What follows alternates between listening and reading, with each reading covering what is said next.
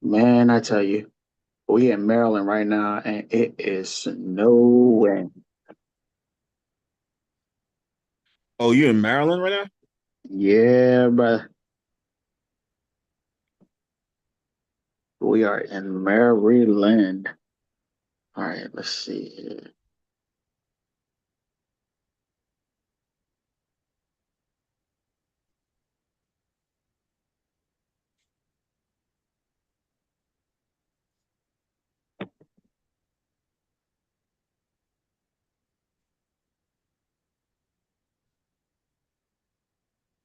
All right, ladies and gentlemen, let's go ahead and get this thing started. Every game, every era, every fan. You're listening to Squad Sportcast. Four brothers, one mic, all sports. Let's get this thing popping. As always, we like to thank you all for your likes, your views, and your subscriptions. That has helped us along the way to have made this these last episodes a great success. We are now at episode 10. It's a huge And milestone for us out here. Also, we have also hit 30 subscribers. So we first of all got to give a special shout out to everybody who subscribed. Please, please, please make sure you're hitting that like button, you're sharing. Even though you've subscribed, go ahead and share it to your posts, your Facebook, TikTok, Instagram, wherever you are. We also have Squad Sportcast on all of those social networks. Please make sure you're sharing it so that others can help to enjoy the conversation or join in and tell us they hate them. We don't care. Because guess what? At the end of the day, we going to still be here giving these takes. Now, for last episode, oh, and we're also on Spotify. That is a huge thing as well. If you can't view it, you can also listen to it in your car. We're on Spotify as well, so please make sure you guys are linking up there and listening in. Now, with that being said, for last episode's Crash King, I had to have an emergency session with the council, and the council was not nice at all. They told me that it had to be some wealth shared with the Crash King title. I told them I demand a recount, and not only they recounted, they revoted, and they made that revote unanimous. So I stand before y'all all today as last episode's Crash King. I like to take my 15 seconds, give my shout outs to Mike for helping me earn that title. It was not easy whatsoever. One day I hope to be like him as far as getting this Crash title out here. But with that being said, let's get into it. Our first topic, we're going into the NFL. Um, Mainly, we're going to talk about the quarterback market. Is it really broken? Of course, our most recent success at quarterback, not Sam Bradford. Golly, that man did not win a Super Bowl. Who? good Lord. Sam Darnold. Y'all gotta forgive me, chat. It's late.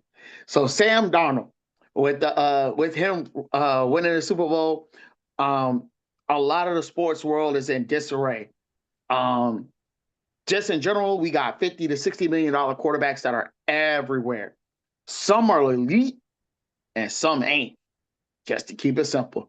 Most notably is Sam Darnold, who, although is the third pick in the 2018 draft class, and notably one of the only ones to win a Super Bowl in the first out of the quarterbacks drafted in the first round. We're looking at you, Josh Allen and Lamar Jackson. But Specifically, And Baker Josh Mayfield. Allen. yep, and Baker Mayfield. You don't escape the smoke either. Um, but with that, he has most of the NFL world split. He has most of the NFL world split. Like I said, you even have some of them that's daring to call Sam Darnold elite based on his 2 years. I Elite. What? disagree. I said what I said. So let me repeat it out there. Let me repeat it out there for the clips. You have some people right now that are saying Samuel Darnold, Darnold, the man seeing ghost. Some of them are calling him elite. This is really about a structural shift in the roster building. We are now entering in an era where top five quarterbacks are eating up to 25% of the salary cap. You got rookie deal quarterbacks who are the most valuable asset in the sport as of today. And then you have good but not elite quarterbacks who are ruining roster flexibility. Here's a couple of examples. You have the Dallas Cowboys, who are infamously known for paying Dak Prescott $40 million a year, and yet 60 actually. no one cares. They ain't going nowhere. No, officially it was 60 million because from the day that they signed, it was tip off. It was before the season started last year. $60 million, I automatically knew they were going nowhere for years to come. All right, for sake of argument, Dallas is paying Dak $60 million a year to either be one and done or not even in the playoffs. Cleveland Browns bet everything on Deshaun Watson for $285 million. Thank you for that help, Mike. That altered their entire future, destroyed it pretty much. The Bills, when they restructured Josh Allen's contract and extended him, they had to shed defensive players that were producing, but they couldn't pay because they had to pay Josh Allen with no results. You also have the Texans who are building aggressively around CJ Stroud. And then the Packers, who've made their transition from Aaron Rodgers to Jordan Love, which was a move about youth and flexibility, although it hasn't really translated into any rings yet. Eventually, we're going to be heading towards either shorter quarterback tenures, more aggressive drafting, or honestly, less loyalty at the draft position. So, my questions to the fellas are, it's two parts. It's a would you rather. Would you rather pay 55 upwards of $55 million to get a top 10 quarterback, top 10, or would you rather build a complete roster with a rookie deal quarterback? I'll lead off on this. Please You said you had the two-part question. Is that the only question, or do you have another part of the question? That's the only part of the question. Okay, so I think that the interesting thing is that clarifying top 10 quarterback, it depends on the team that you're putting them on. And that's kind of a cop-out answer, but it's a real answer. Because, for example, if you put Joe Burrow, let's just imagine that Joe Burrow is in the realm of possibility as a top 10 quarterback, right? And you bring Joe Burrow to a team like the Jets. He would make them relevant, but they would also still be terrible, right? But if you brought him to a team that's right on the cusp there, maybe a team like the Dolphins, right, with a fantastic quarterback, that type of weather, a better offensive line, they could really make some noise. If you brought Josh Allen to the Pittsburgh Steelers, they would really make some noise. So it depends on the team that you're bringing them to.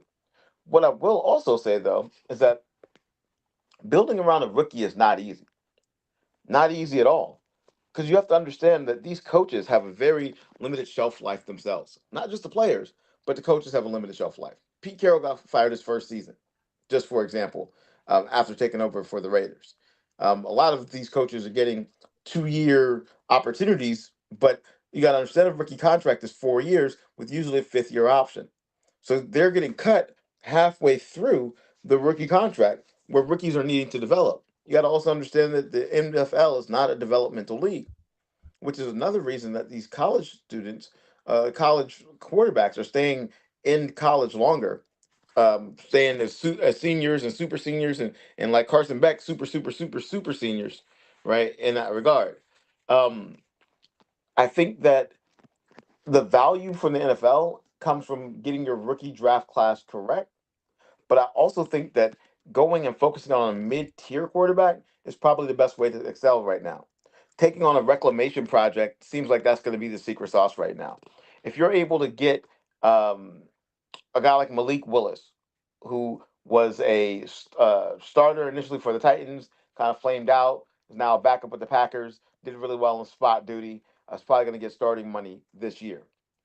That's an opportunity where you can probably get the guy for 3 years, 100 million, which means you're paying 30 million, which means you're paying 25 million less that you can now allocate to other players. Or you had a guy like Mac Jones. Mac Jones was a starter for the Patriots, is now a backup for the 49ers.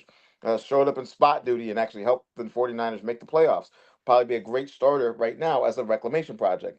The reclamation projects that just happened, being Sam Darnold was a reclamation project. Matthew Stafford, we don't want to consider him a reclamation project, but he was a reclamation project. His team was terrible for years and years with him there. Baker Mayfield was a reclamation project. And we can keep going on and on in that capacity. So I think that the sweet spot is neither rookie quarterback nor top 10, but it's somewhere in the middle there where you're getting an affordable quarterback who's serviceable. That way you're able to put weapons around him, similar to what was done in the instance of Sam Darnold or even when Geno Smith was a Pro Bowler. That's just the example I would say. All right. Now, Nick, could you repeat the question just to make sure I understand what I'm about to say? All right. So the question is, would you rather pay a $55 million or more to get a top 10 quarterback, or would you rather build a complete roster with a rookie deal quarterback? All right, perfect. So I'm gonna go with the rookie deal because uh, Super Bowl runs not guaranteed. You have these people out here that are looking at teams. They're trying to go for the long haul, and they're trying to build. They're trying to get their quarterback, and then they're gonna continuously build around them. But they miss key things along the way. They miss a running back that can weather the storm. They miss out on a receiver. They miss out on their one receiver. They'll get a bunch of twos and threes and try to make them a one when they're never going to be a one. They forget to get a tight end that can block, or get a tight end that could be a bit of a hybrid and run in certain places. They forget to get defenses.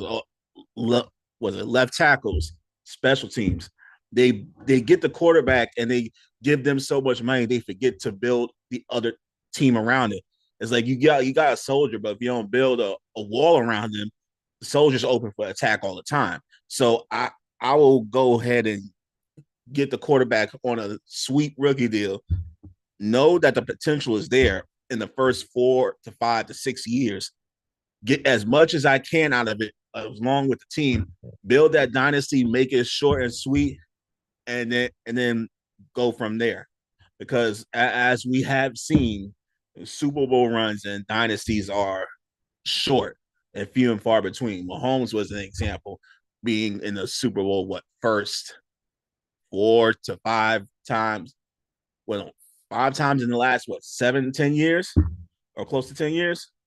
Yeah, that's one example. So I'm gonna say, yeah, I'll go with the quarterback on a sweet rookie deal. So I have a challenge to that, Jordan. I respect what you're saying, and the sweet rookie deal makes sense. The only challenge and caveat I would say is that there's been more first round quarterback busts lately than there have ever been. Examples are from the 1999 season with Ryan Leaf, all the way to now when we're talking about people like Josh Rosen, people like Tua Tagovailoa, people like Mac Jones, people like Sam Darnold, who again was a reclamation project, people like um, Ryan Tannehill, first round quarterback. Uh, Trevor Lawrence until this season wasn't looking great. He was first overall pick, right? Bryce Young looked terrible until this season. It's the first overall pick. Um, and we can keep going on and on. There's a lot of quote unquote busts in the league because the NFL, again, is not a developmental league. I think that the sweet spot is more what I'm saying with finding a moderately priced veteran that's a reclamation project after they've already been on that rookie deal and after they've already proven that it didn't work. Remember back in the day, back when Sam Bradford, who Nick so eloquently mentioned before, was on that rookie deal, and his rookie deal was $100 million. He was making more than most veterans, and they had to change the rookie scale as a result, which I think that really was helpful for the league. But because there's so many busts at quarterback, Kenny Pickett comes to mind. As a Steelers fan, hurts me to say it, but it's very factual. Complete bust um, in that capacity. So it's a lot of opportunity where it could make sense for a rookie quarterback is to get them in that sweet spot of the second or third round. Russell Wilson was a third round pick. Jalen Hurts was a second round pick, and they've had fantastic careers comparatively. Jackson Dart was taken in late first. I'm not saying he's on that echelon yet, but he's probably trajectorying upwards. Shador Sanders, Pro Bowl quarterback, which is hilarious, but Pro Bowl quarterback nonetheless was a fifth round pick. I think that if you're going to go with the sweet rookie contract, it can't be a first rounder because the first rounders, most of them are bust. Now, would I draft Fernando Mendoza first round overall, first pick overall from the Oakland or the Los Angeles Raiders? 100%. But if you're looking historically speaking at the fallout rate and the success rate in regards to quarterbacks, specifically rookie quarterbacks in the first round, it's pretty high. Justin Fields comes to mind. A lot of them that just were busts, especially for their first contract there. So I think there's a challenge to that, and I think it could impact. If the idea is winning a Super Bowl, it could be highly impacted. Now, if you have the right coaching, different conversation. But few situations actually have the right coaching to set a quarterback up to succeed. And I agree with you, Mike. But sorry, Nick, but I gotta say I agree. However, what happens in that process? A lot of collateral. You have a lot of coaches that get fired, a lot of coordinators that get fired. You have players that get the injuries and they're never get a chance to play. It's like you try to find that perfect line for a team to get done, but you have to wait until a person becomes a veteran. That's at least 6 to 7 years before they become like really, really good. Yeah, Matt Stafford is a good example of that. I would even say, I dare I say, Joe Flacco probably be a good example too. There, most quarterbacks that get in that veteran flow, yeah, they'll be better because they gotten their wounds and everything. But I just think that a quarterback on a rookie deal in the second, third, fourth round, not first round, because first rounds you draft based off of potential. Second rounds and further, you see them based off of their seniorship in the court. Wow, in the college leagues, you see that they can run a team. They have the pedigree, but it's just that they might not have that flash, but they have the pedigree. They're more disciplined. So I would take the quarterback with the rookie deal, like they did with Jalen Hurts. Eventually, Jalen got that bag, but the team was developed around him, and they're still going to get players off of other rookie deals, like other positions, like the defense. Some in the offense is like a rotation, but they're going to continue to keep their dynasty run going by doing that. But also, the players have to be willing to sacrifice getting money in the long run if they want to have continuous playoff success and keep the coaches and coordinators around them. But here's my thing that I'm looking at and I'm considering because Mike, you do make an excellent point that we're looking at more and more. We're looking mainly at quarterbacks in the third, in the second, and further who are winning Super Bowls versus quarterbacks in the first round. You know how many quarterbacks have won a Super Bowl since 2000? Quarterbacks that were drafted. Ever since drafting in 2000, do you know how many quarterbacks have actually won a Super Bowl? Like Five. was drafted in the first round or quarterbacks in general? Drafted in the first round. How many Oh, quarterbacks have drafted in the first round since 2000? Only five of them.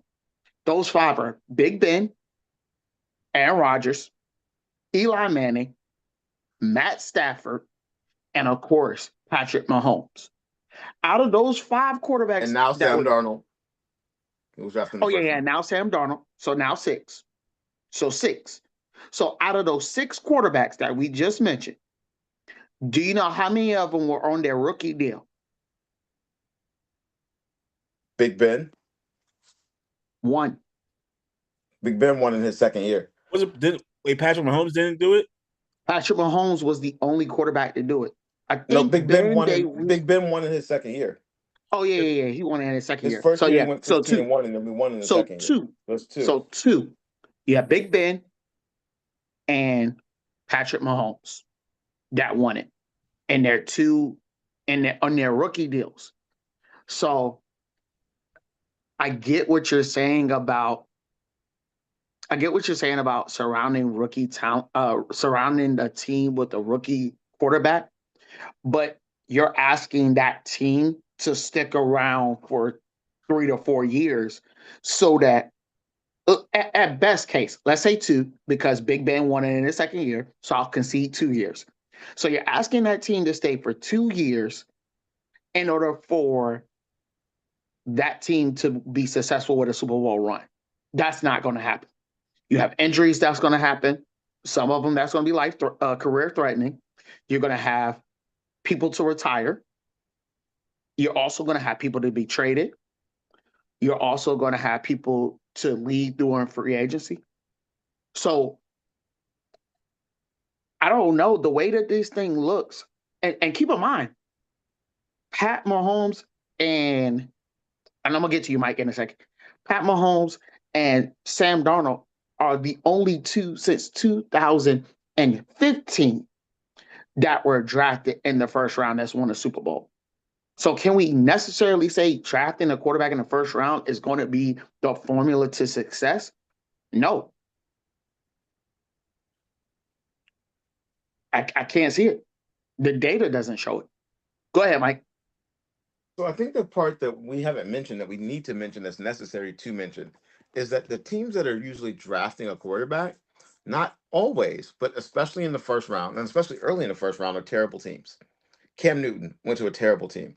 Drake May went to a terrible team. Uh, Matthew Stafford went to a terrible team. They were 0-16, right? Cam Ward went to a terrible team.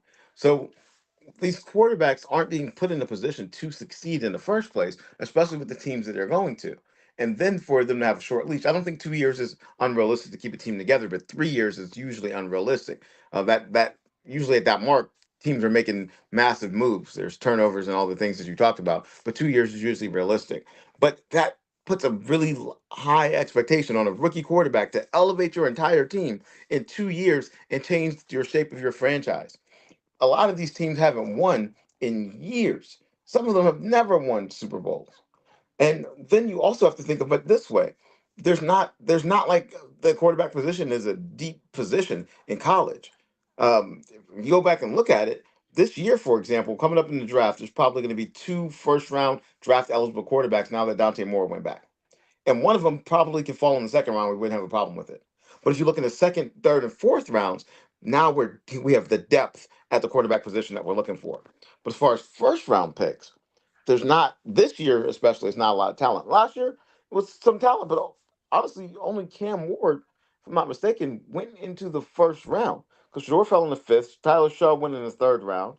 General Jackson Dart would also win the first round. Sorry, so it's Jackson Dart Mhm. and Cam Ward. But my point is that there are at least on average 8 to 10 teams that need a quarterback. And the opportunities for those quarterbacks to go to the right team is very minimal. And teams are having to trade up to get quarterbacks. And then teams aren't even offering trade ups. They're saying, no, no, no, this is my guy. This is my guy. I'm going to go all in on him because they're trying to take advantage of the rookie quarterback. You have to also remember, or the rookie contract, not the rookie quarterback. But you have to also remember that drafting in the first round comes with that 5th year option, which means you have an extra year of development for your quarterback if you decide to go all in.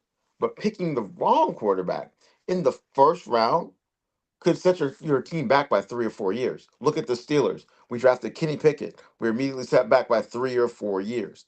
So I think the draft evaluations need to get better. I think that we need to have more of a developmental opportunity, similar to the G League in the NBA. There needs to be a G League in the NFL, and it can't just be college. There needs to maybe a gap year of opportunity where they can maybe have some developmental starts, so they They can really do. know what they're doing. It would have AF, made a lot of sense if they would have had like NFL Europe, for example, be they got the that G League. AFL and I think the CFL.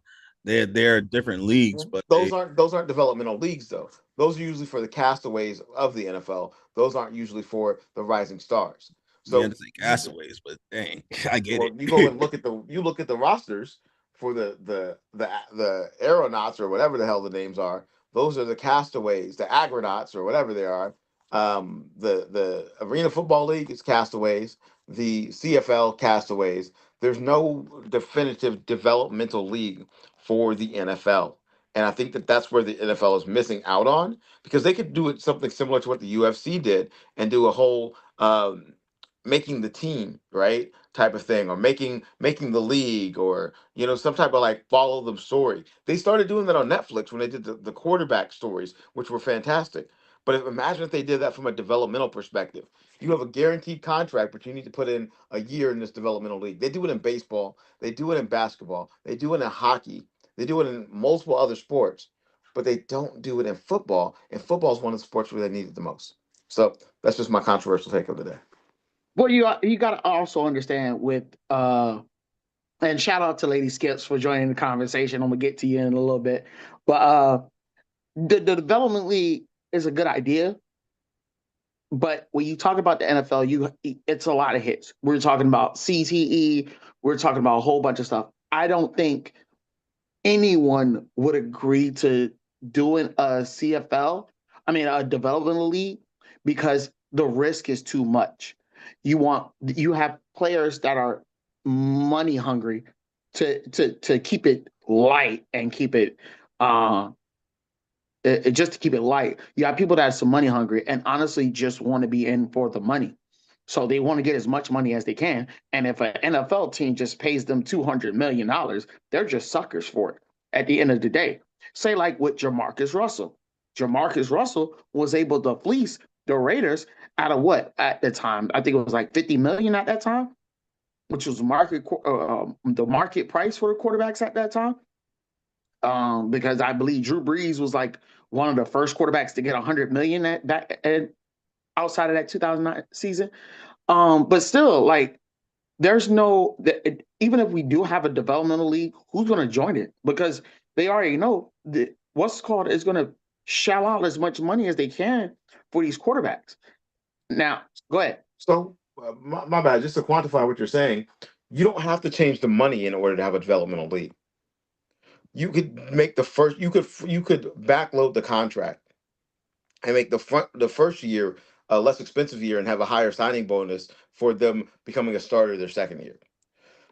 That would allow for the NFL to pour resources into developing these positions. And these positions are so super expensive. People are making $55 million a year. If you have a $55 million investment, right? Then why would you not have a developmental opportunity to make sure that this $55 million investment gives you an ROI? It can't just be about selling tickets. It should be about winning. And if you're trying to win games, think about how much Sam Darnold would have benefited from a year as a developmental league. Think about how much Mark Sanchez would have benefited from a year in the developmental league. Think about how much Ryan Leaf would have benefited from a year in the developmental league. I can keep going on and on in this capacity. I'm not Josh saying that Rosen. everyone has to be Josh Rosen, a year in the developmental league. I'm not saying that every quarterback needs to go developmental, because some of them are 6-year seniors, so they've had extra time for development, right? But in the off chance that they're one of those people that left as a redshirt sophomore, like Johnny Manziel,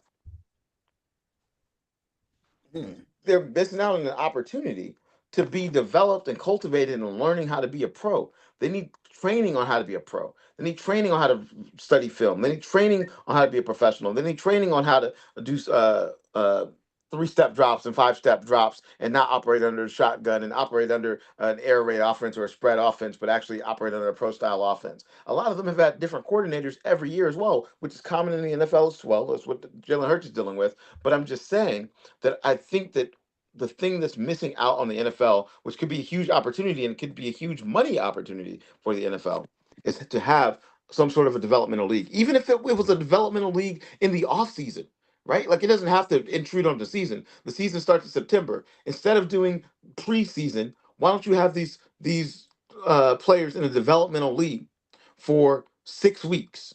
so that they can learn how to be a pro. They can understand how to take care of their body. They can understand how to negotiate. They can understand contracts. They can understand business. They can also understand the getting the mechanics right. Maybe they can have a strength and conditioning coach run it. Maybe they can have former players running it. Maybe they could. They don't have to be knocking people out and hitting people. You could run a 7-on-7. It doesn't have to be the full Monty there, because of course offensive line dearth is really diminished right now in the NFL. So I'm not saying that everybody has to go, but I am saying that it would make a lot of sense. Just in general, you have 7 rounds. A lot of people don't even make teams. You could easily develop a developmental league, and if you're a third round or lower, or if you're just not ready, maybe you automatically go to the developmental league. And some of the people that are first rounders should go to the developmental league. I know that they're putting up big money. I'm not diminishing the money aspect, but if you change the way that they're structuring the contract, the money could still be attained, and it would create further incentive for somebody to actually shine when they got to the league versus knowing that they had to wait till their second contract. Well, so Lady Skip touched on something, and I was about to actually touch on it as well. So I'm going to shout her out real quick. She said that they're supposed to learn that in the NFL. And I kind of agree with that. But my take was more so on if they're supposed to learn, like, they're supposed to learn it. What is the need of the head coach then? Like, my whole thing is, what is the need of the head coach? What is the need of your veteran present quarterback?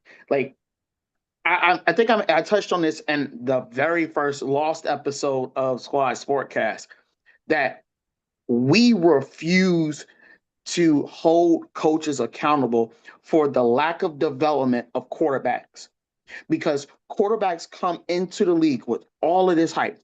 Right now, Mendoza is coming in fresh off of his spectacular year. They capped it off in college. 16-0, Cinderella fairy tale story ending, was able to make it from a laughing stock of Indiana and make it a powerhouse in the college football league, in a league where you've had NIL deals, where you've had players that will switch or flip flop at any point in turn. The whole landscape of the college football league is changing, and Indiana was able to not only take advantage of it in some capacity, they were able to make themselves a priority powerhouse, possibly for the next couple of years. We don't know. We'll see what happens. But at the end of the day, let's role play this real quick, because now you're talking about Mendoza, who most likely will go to the Raiders, and you have um Clint Kubiak, who's going to be the head coach of the Raiders. He is an offensive minded person. So if he goes to the Raiders and Mendoza does not develop as an NFL starting quarterback, whose fault is that going to be? It's not necessarily going to be his fault. The developmental league, while I can agree with it, and I definitely agree with the idea of taking like that first 6 weeks after you get drafted, and possibly, learning how to do X, Y, and Z, like learning about social media, learning about how to take care of your body. I agree with all of that. But when we talk about the on field stuff, like, that's what your coach is for. That's what your offense coordinator is for. They're supposed to teach you that stuff. You're supposed to come because you got drafted because of your ability to learn this stuff. No football player is dumb. These football players have to have some level of IQ, because you've had to have to make it through college. Most of them are either finishing up their degree, or they finished their degree and they decided to stay for an extra year or two so that they could get that NFL draft. So with that being said, whose fault is that going to be if Mendoza gets drafted and he's not NFL ready?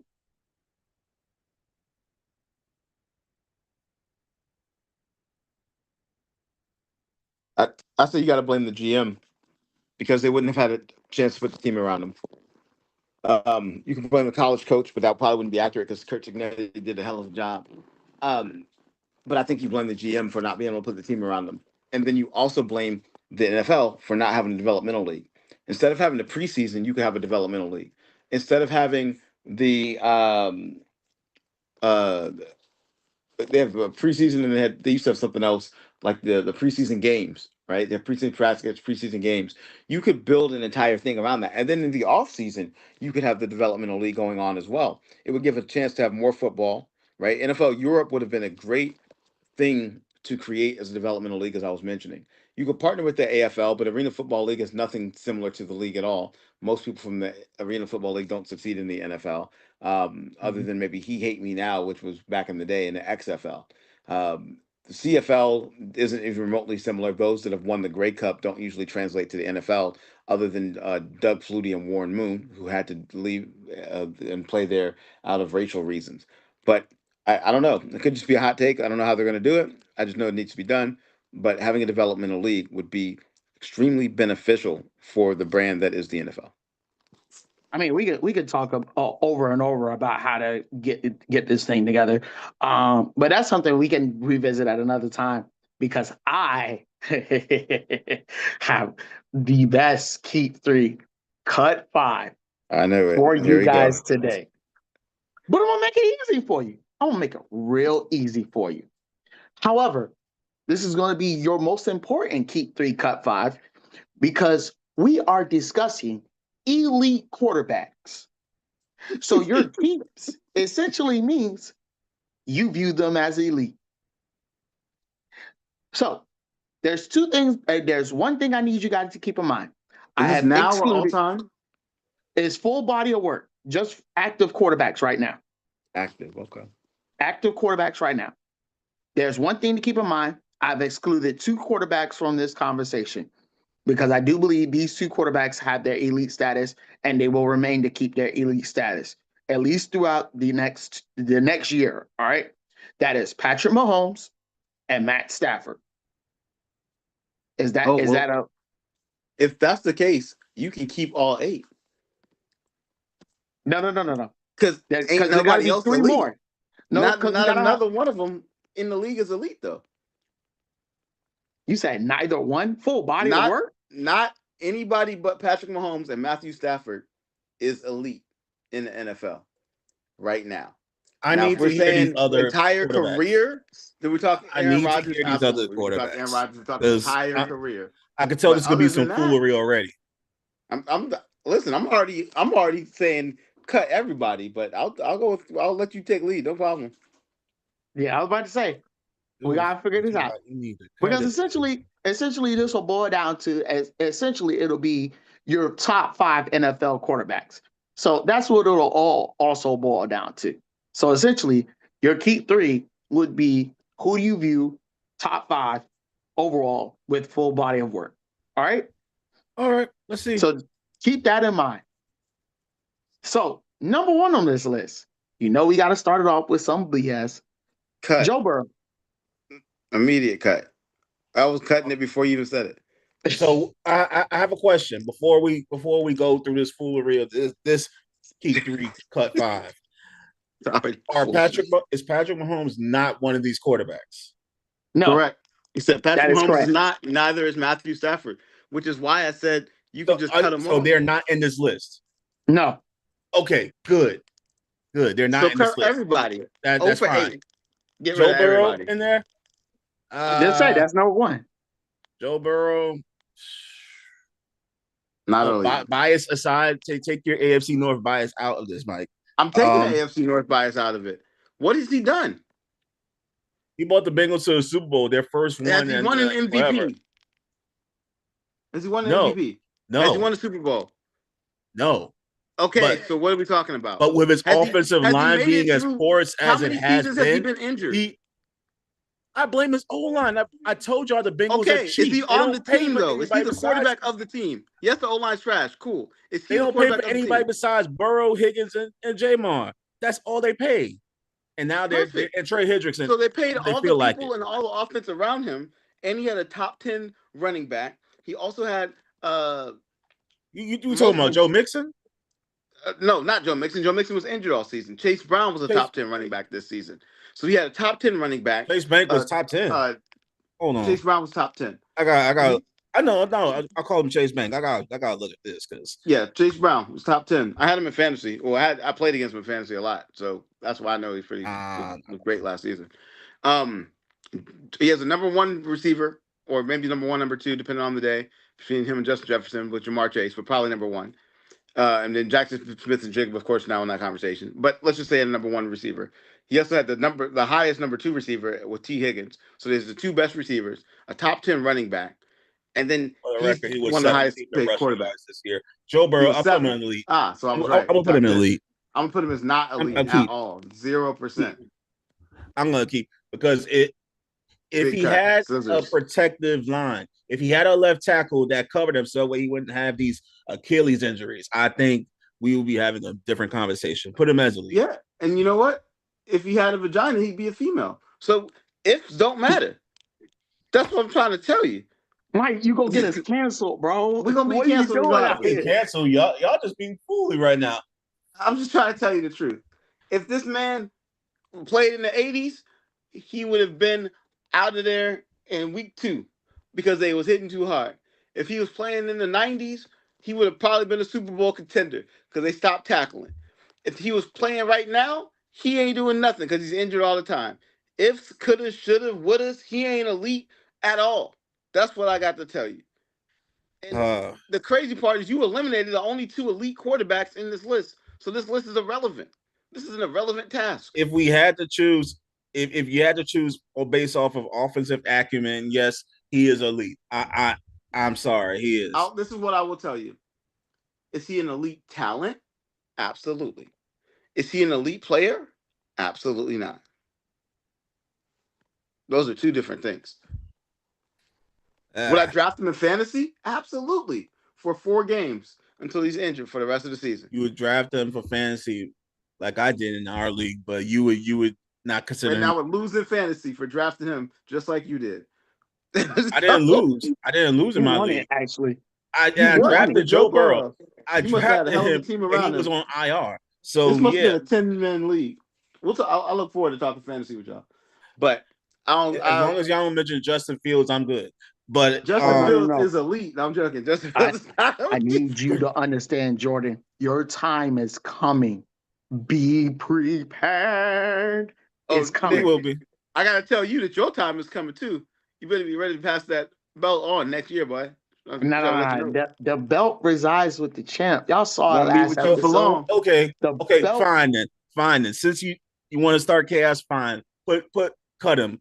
Go. Let him put him in the death note. Be gone. I'm gonna start Case Keenum. Nick, be gone, Joe Burrow. I'm keeping Case Keenum and Shedeur Sanders. And if you put Shedeur Sanders in this thing, I'm logging off. Next, I'm keeping Fernando Mendoza. That's who I'm keeping. Case Keenum. Next on the list is Dak Prescott. If you said cut, okay, good. I told you I'm cutting everybody. I was about to say if you put him as keep and Joe Burrow as cut. Let me tell you, Jordan. I would have had what I'm going to do. I'm telling you the facts. Every single one that Nick says, I am cutting because not a single one of them is elite. That is what he said. He said, who is elite? None of them. They're not any of them are elite. Well, I gotta make it a little tougher because everybody gotta give a better standard. Have Pat Mahomes and Matt Stafford as 2 not keys. elite. None of these quarterbacks are elite. You gonna put Jalen Hurts, not elite. Telling you the truth. Dak Prescott, not elite. Lamar Jackson, fantastic, elite talent. And Matt Stafford are not in this list. Jalen Hurts will sure as hell be elite. We are not going to play that game. I'm going to tell you the truth. He ain't elite either. He's a game manager, like we've been talking about. We can skip over this because Mike go ruin the whole thing. I'm trying to tell you every single person, not elite. Not elite. Mike just ruined the whole thing. Whoever's in the chat watching, by the way, like and subscribe and share. Please. See what I'm having to deal with? I'm trying to be objective, but Mike here is just going on this crash train. Give him Crash King Tyler right now. I just tell the truth. That's all I do. Give him and the facts are ain't none of these other quarterbacks elite other than the 2 that you already said ain't on the list. Elite? Well, I tried. We have to choose the players Drake that are in May, front of us. not elite. Nah, Sam Darnold, not elite. Now, we have to choose the players that are in front of us. Okay, here. Can we make it a better one? How about this? Why don't you do a top 10 list of quarterbacks right now? That's a much better conversation. I had a better one. I had another one. I was gonna do a King of the Hill version, but I scrapped it for this. So Nah, you since should have we're changed going it to back. do it, let's go ahead and do this. We'll just do the King of the Hill version. We'll start with the Super Bowl Okay. winning quarterback. So who would you rather have? King of the Hill. Who do you think is better? Sam Darnold or Drake May? See, now this is a much better conversation. Immediately better. Because I don't have to worry about somebody being elite. Ain't neither one of them elite. But who would I rather have? Question. Who would I rather have to start a team? Who would I rather have as my quarterback right now? Who would I rather have on the Steelers? I need clarity upon this question. Who would you rather have as your starting quarterback right now? Jordan, I'll let you lead off with that. What you think? Of course, you would have me That's a lead much off of better, that. much better. Of course, you would. Right now, based off of everything that is going on, I'm gonna go against the grain and go with Drake May. Okay. Interestingly enough, I think Drake May is probably the right answer, but I'm not going to go against a Super Bowl winning quarterback that just destroyed him, and he didn't play that well. Neither one of them played well. Let's call spade a spade. It was It because was of the the defense that they team that won. won, not It was the him. it was the He defense didn't get that the won. It Super wasn't because Bowl of Sam Darnold. MVP. I'm agreeing with that. So I'm going to go with you. I'm going to agree with you. I'm going to take Drake May over Sam Darnold in this capacity. Yep. All right. Well, then in What are that the same comments token, saying? What are the comments saying? I right got. now, ladies keep saying Sam all day I don't and know about twice on that. Sundays. I Well, don't he know That's won the what about she Super that. said. Bowl, but Sam is he not he what didn't have I a am. better season. This ain't agreeing Listen, to him. Let's I'm just go with Drake. passing the info that she's giving me. That's all I'm doing. Shout out That's Lady okay. Skip again. All All right. right. Well, then, who would you rather take? Would you rather take Drake May or would you rather take Jordan Love? Drake May. Over Jordan Love. Yep. Whoa. I don't Ah, think I don't think Jordan Love is clutch. I think that Jordan Love has a girth of talent around him, a crazy amount of talent around him comparatively to what Drake May has. I think that um, Jordan Love has talent at running back, talent at wide receiver, talent at tight end, talent on the defense. He's got a team around him that is stout comparatively to Drake May. I think that I would rather starting quarterback. I'm picking Drake May I'm over taking Jordan Jordan Love. Love. I like I Jordan Love in fantasy. no, But you I'm ask me taking who I'm Jordan Love picking, I'm picking Drake May. only because his receiving core has been hit a lot of times with injuries. Not Jordan because Lady Love's. Skip is a Packers fan, but Jordan Love has his receivers and tight end have been hit with so many injuries, and the fact that they still got to the playoffs is a miracle. Because Tucker Craft Okay. was out for a bit, and that was Love's number one, not Christian. That's Was true. Christian Watson, not Romeo Dubes, not Reed. No, it was Tucker Craft, It and worked. they were balling like they were 5-1-1 at one point, and then they went what 10-6-1 or something like that, or 9-7-1. So they had a bad run when it came to the playoffs. They did good on the front end to make sure they didn't get hit on the back end, but Jordan Love on a normal Green Bay offense that flows the way they normally do, yeah, Jordan Love. Nah, Drake May all day. Not even. I don't even think it's close, to be honest with you. Um, because again, uh, Drake May was throwing to Matt Hollins. Jordan Love He didn't was have a throwing to single Matt player on his Collins. team He as was throwing bad to as Matt Stephon Hollins. Diggs. He was throwing to Kayshawn Boutte. He was Stephon throwing Diggs to is Austin quite Hooper, old in the Hunter NFL right Henry, now. Travion Stephon Diggs Henderson. is like 33, right? He can still play. Okay, so let's compare it like this. Jordan Love's running back. Jordan Love has Josh Jacobs. He has a better running back. Cool. Jordan Love's tight end one. Tucker Craft, better tight end one than Hunter Henry. Hunter Henry, for the record, I'm not here to diminish him. He had a great season. He had a great 2 seasons, actually. But Tucker Craft is better. If you do tight end two, Luke Musgrave, better than tight end two for the Patriots. If you do wide receiver one of Romeo Dobbs has been better this season than Stephon Diggs. Not career wise, Stephon Diggs had a much better career than Romeo Dobbs. But this season, Romeo Dobbs was better than Stephon Diggs. Wide receiver 2, you have Reed, right? Jaden Reed out there. Or you can put Christian Watson. Let's put Christian Watson for the sake of conversation. A healthy Christian Watson is way better than Mac Hollins. If you go to wide receiver 3, being Kayshon Boutte. Kayshon Boutte is probably actually wide receiver 2 there. Kayshon Boutte, compared to Jaden Reed, is probably actually about a break even. They're probably about even. Okay, awesome. Now let's switch it over to the defense. So on the defense on the Packers, they have Micah Parsons. They got Rashawn Gary. They've got uh old buddy Van Nickel or something, whatever. Van Ness, sorry, Lucas Van Ness, out there, another first round pick. We got Malik Heath. They've got they're stout on the defensive line. They're stout in corners. They lost Alexander, who wasn't really playing well anyway. But overall, as a defense, they have more. They're more stout. Now, if you look at the playoff defense, the Patriots played way better. I'm not diminishing that. The Patriots defense in the playoffs was fantastic, but during the regular season, the Patriots defense was actually kind of middle of the pack here, to be honest with you. Their star was Christian Gonzalez, but their Milton Williams got injured. Barmore didn't do much. Their edges were very weak this year comparatively. Their linebackers weren't really doing much on every single level. When we just talk about it, the Packers had a more talented team, had more things around Jordan Love, and Jordan Love had a worse record.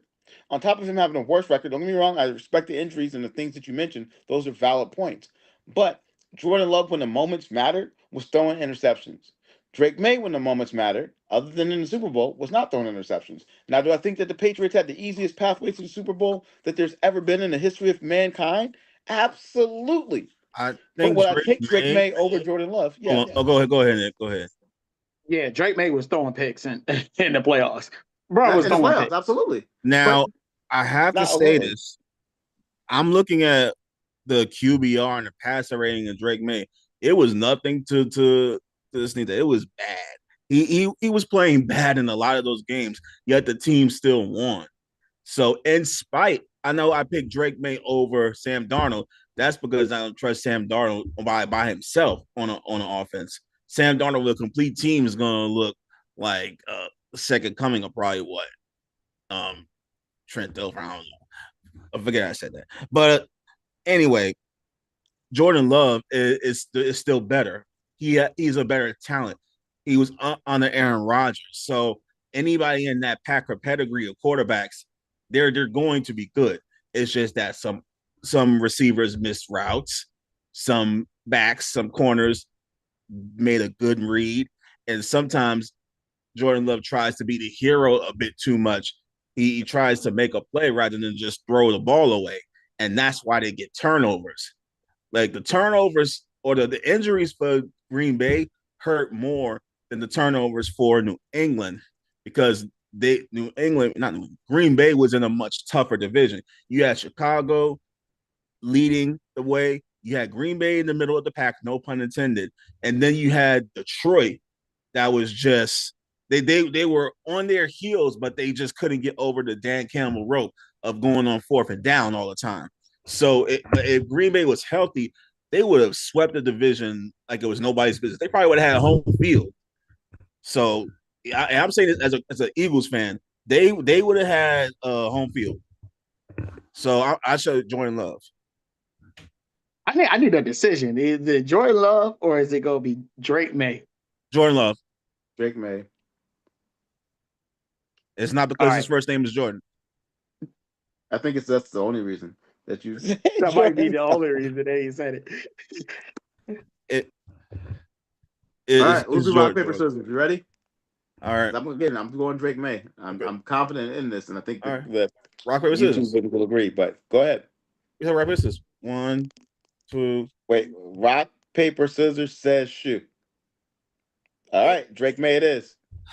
All right, Drake May it is.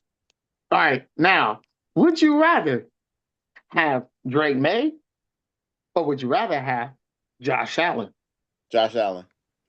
I thought he wasn't elite. He's not, but neither is Drake May.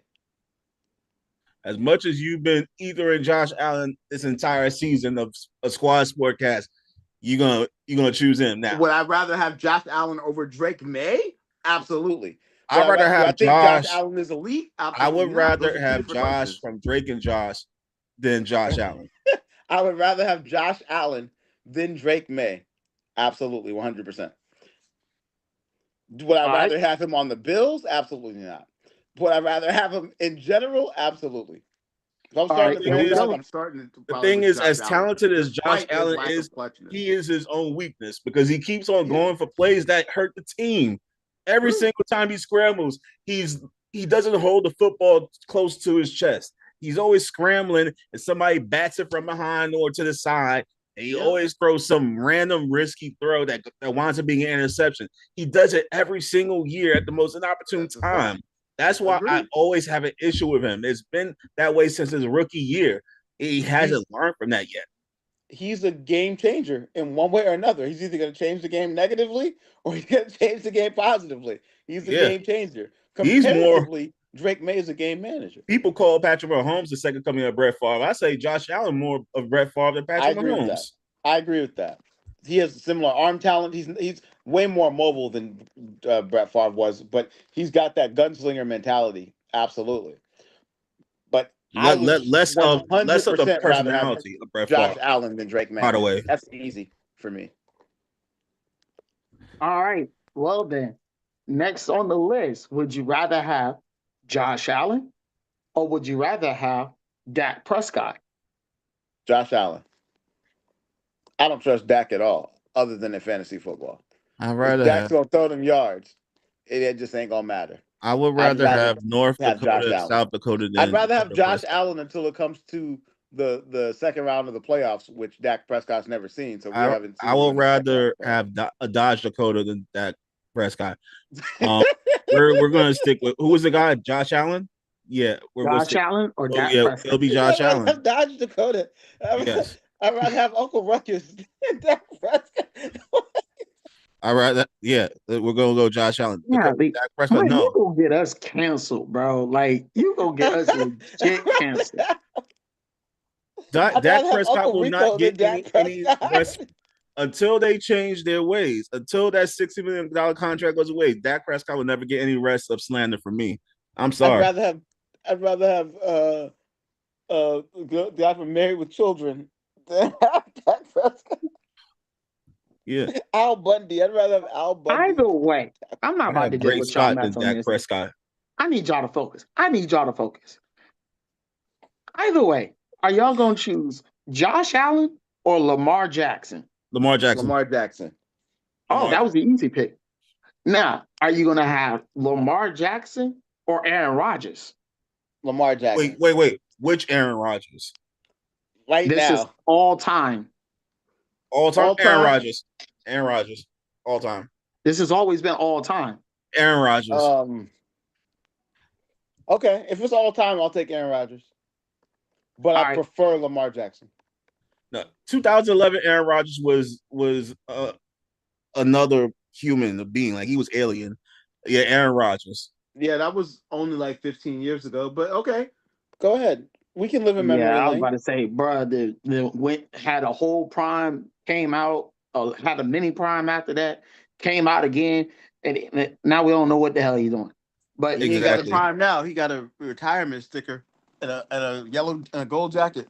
He got the antique license plate. That's what he got. All right, the last one is Aaron Rodgers or Jalen Hurts. Aaron Rodgers. We talking? You said career, I can't stand right? you for career. I can't stand you. Bro. It's got to be Aaron Rodgers. You talking career? I know you're not gonna say Jalen Hurts is better. It's career. Like you ain't. did that on purpose because we're both Eagles fans. I have to go with Aaron Rodgers though. Good. I can't do that. I can't. Isn't he a 4-time MVP?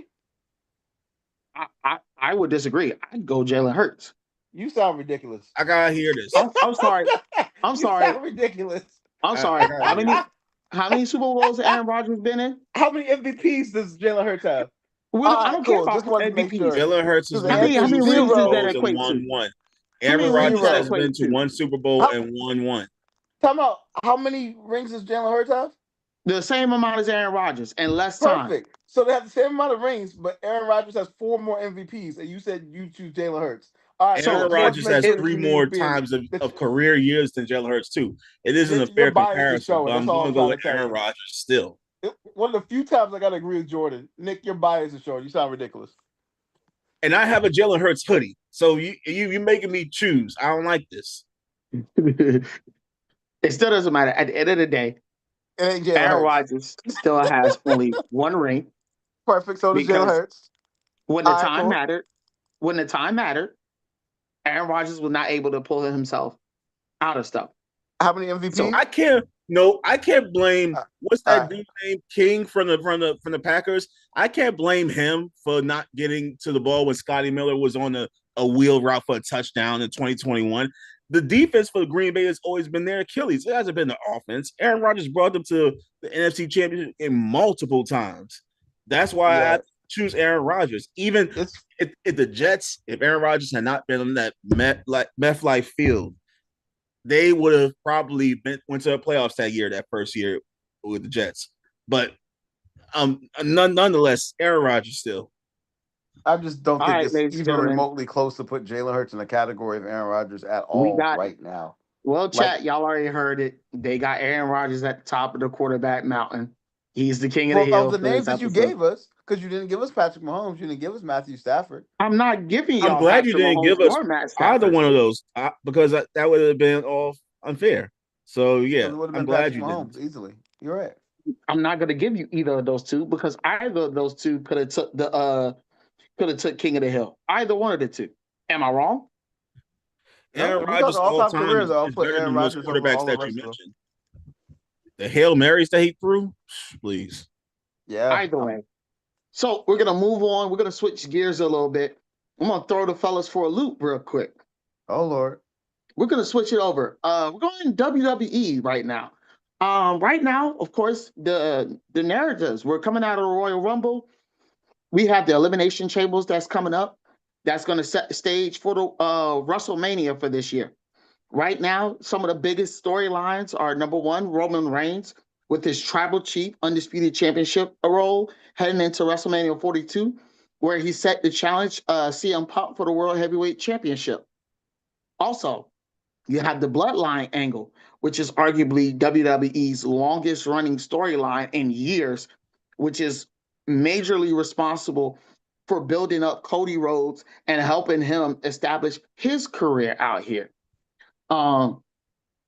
Additionally, you have qualifiers for the Elimination Chamber, which are building title shots and building stories from there, including big names such as LA Knight, Rhea Ripley, Asuka, and a lot of other people. Due to this expansion, do you believe that character arcs that are signaling a deeper era of stars, or is the WWE still doing just one big repeatable storyline? You want to start this off, Mike?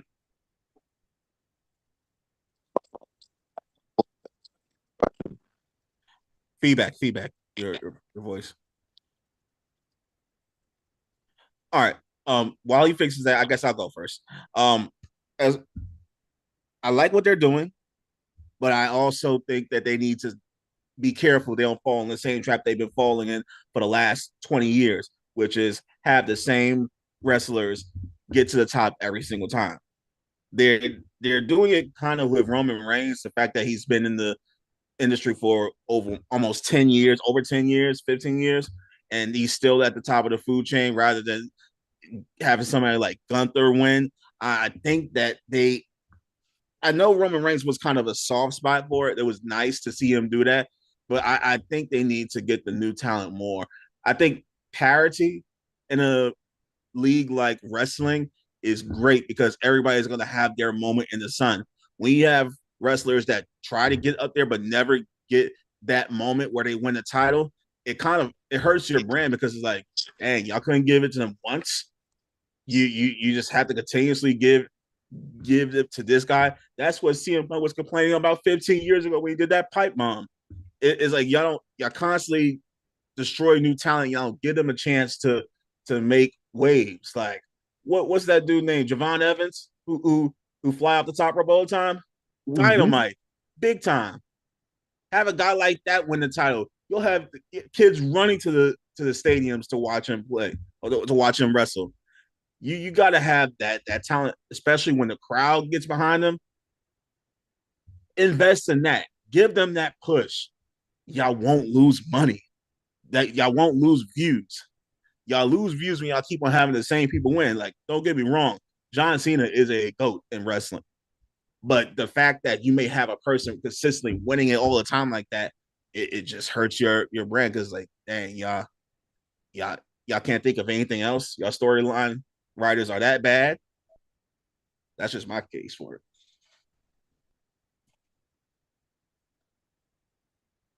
Let's check to see. Mike, you got a little better? I think he's trying to switch through phones or laptops because his signal's a bit bad. Yeah, no, I'm here.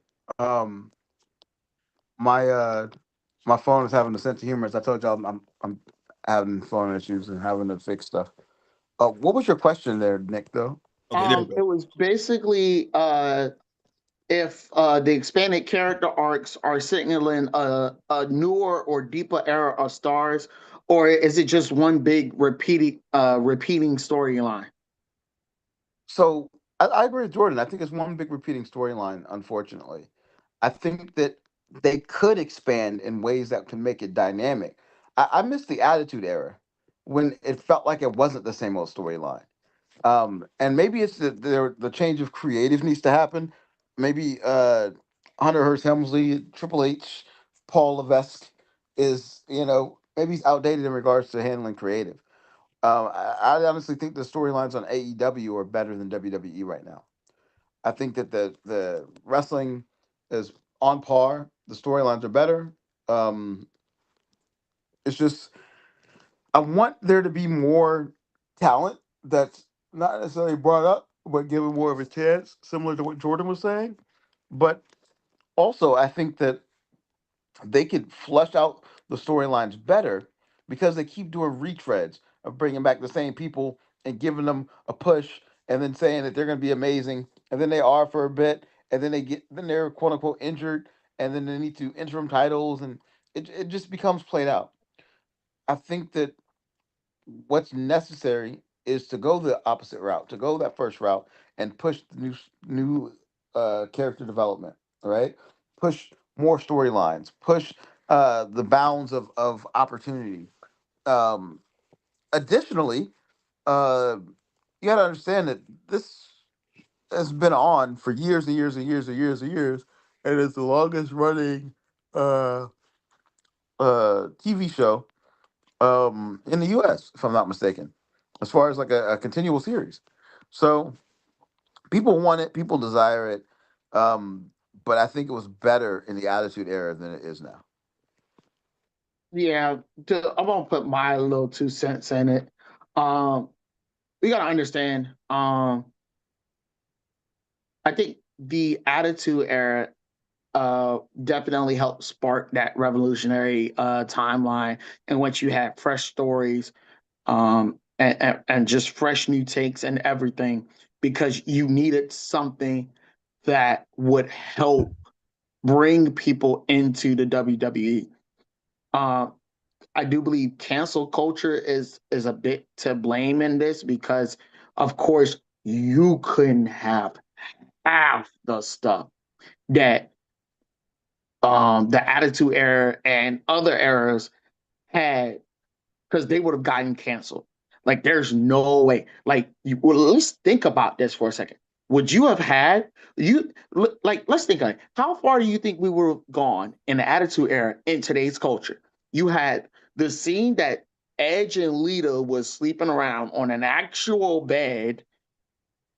You had uh you had gory matches, some stuff where Undertaker was literally putting people in ambulances and stuff like that.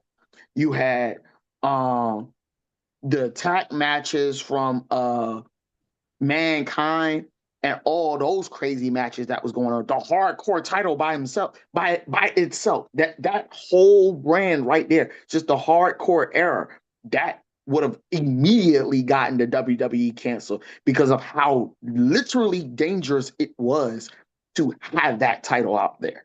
Like you literally was putting your career out there on the line every single day.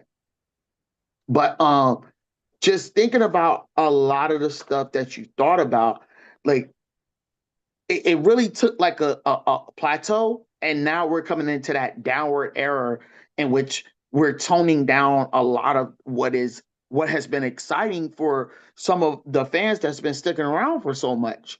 You know, like the newer fans that are coming in are not replacing the fans that are coming out, because the newer fans that are coming in that are just coming in for vibes.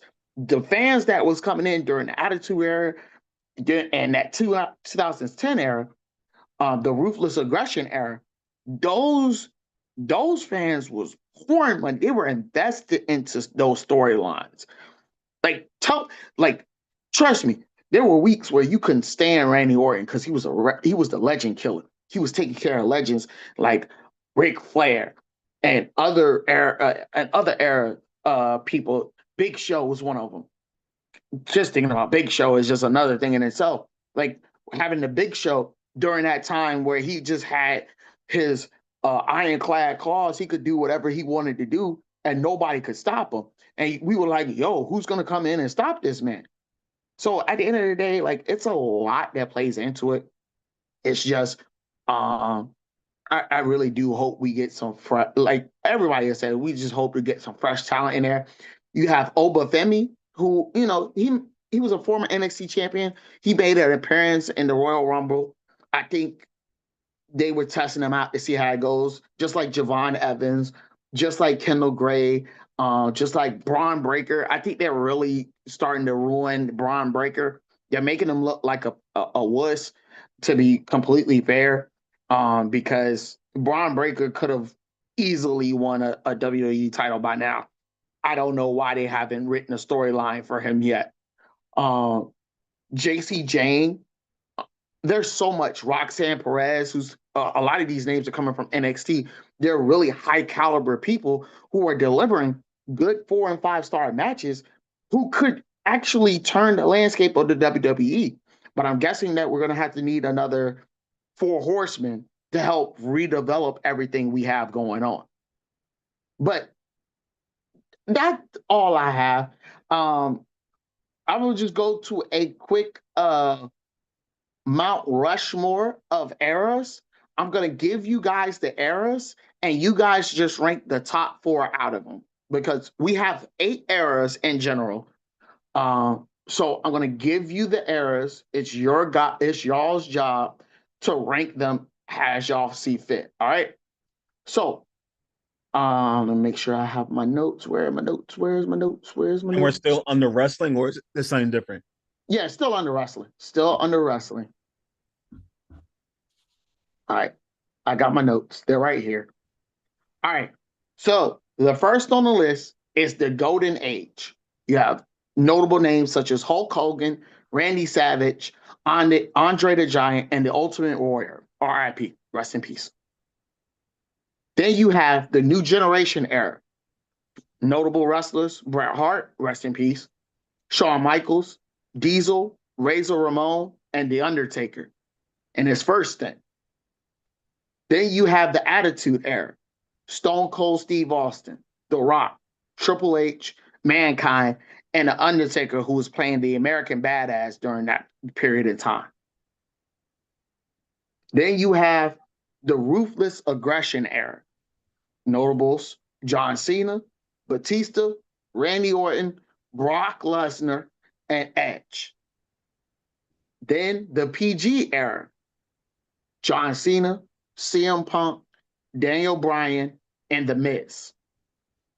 The next What one, was that the era again? You reality, said that's the PG era. PG era. Okay. Then you have the reality era. The notables are Daniel Bryan, CM Punk, Dean Ambrose, Seth Rollins, Roman Reigns. Basically, the Shield. Next one, you have the new era, which is Seth Rollins, Roman Reigns, Charlotte Flair, Sasha Banks, AJ Styles. And the last one is the modern era, which is Roman Reigns, Seth Rollins, Cody Rhodes, Becky Lynch, and Bianca Belair. So, based on those 8, what Mount Rushmore of wrestling era do you have? Have as my number 1, or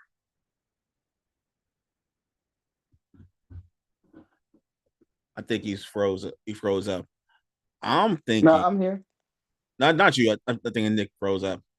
I'm personally thinking, Ruthless Aggression was what I grew up on when I first started watching. So that's gonna be number 1 for me. That was like with like Kurt Angle, John Cena came out first, Brock Lesnar, like Ray Mysterio.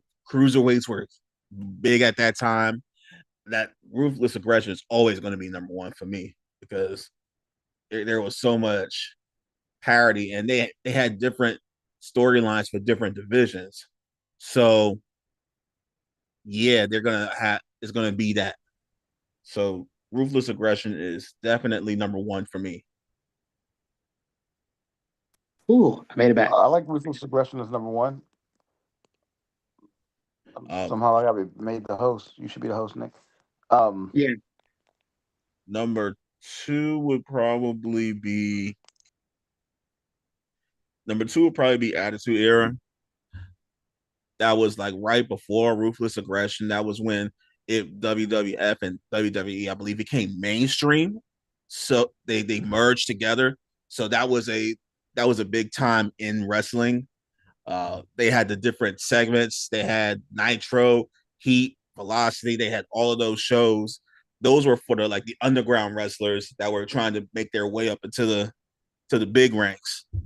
That's when you had like those dark matches a lot. So yeah, I'm gonna go with Attitude Era as number 2. Golden Age is number 3. You gotta pay respect to the vets.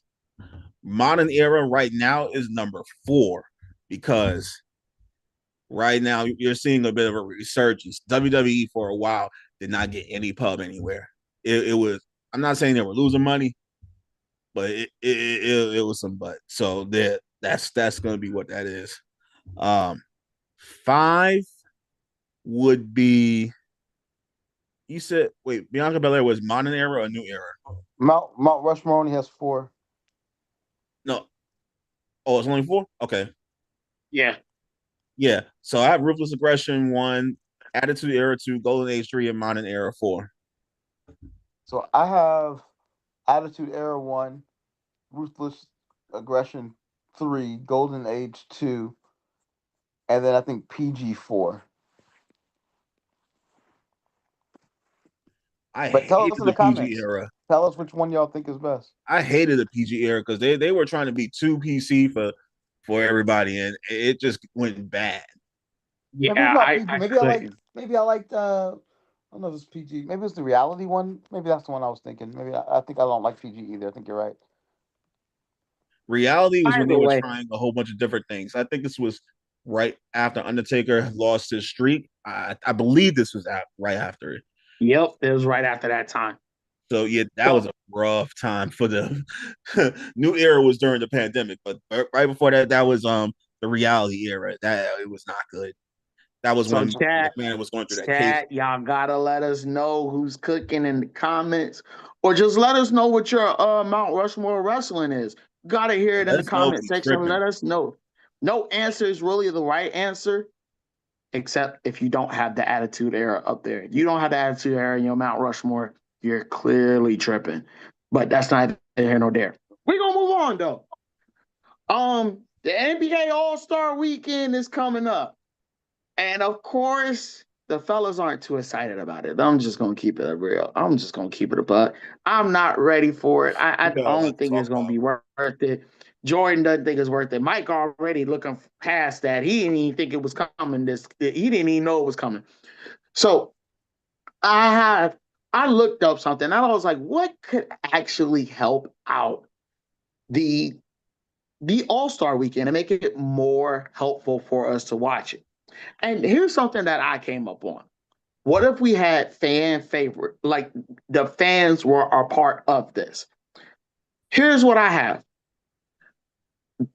Number one, we're redoing the dunk contest. Here's number one thing. Vince Carter, if he isn't a judge, he needs to be a judge. You can't have the greatest dunker in the NBA dunk contest not be a judge. He needs to be a judge. Period. Point blank. The second thing is, whoever wins, their charity gets $25,000, because then at that point you're playing for something. You have kids who are looking forward to this. So at the end of the day, hey, a free 25K is a free 25K.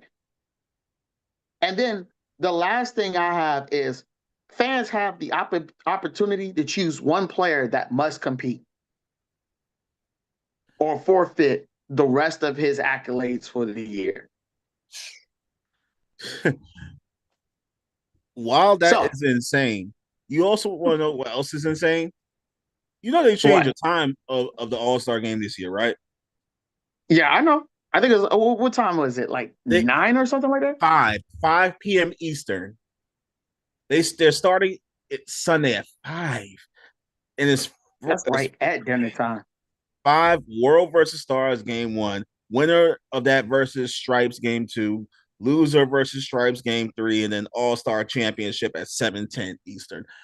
I don't know what they are thinking. You know how you try, it's addition by subtraction. Well, they did subtraction by addition. They're doing the most with that. Like, keep it basic. Give the winning team or the bragging rights. Make it so that I don't care about the record. If you win, let's say Eastern Conference wins, they get home court for the finals. If Western wins, they get home court. Make it something that we actually want to see, because right now, as much of a basketball fan as I am, they are loafing with the ideas. They're trying to continuously reinvent the wheel, and I'm about sick of it, because you're trying to reinvent the wheel and the whole car is going off course and breaking down.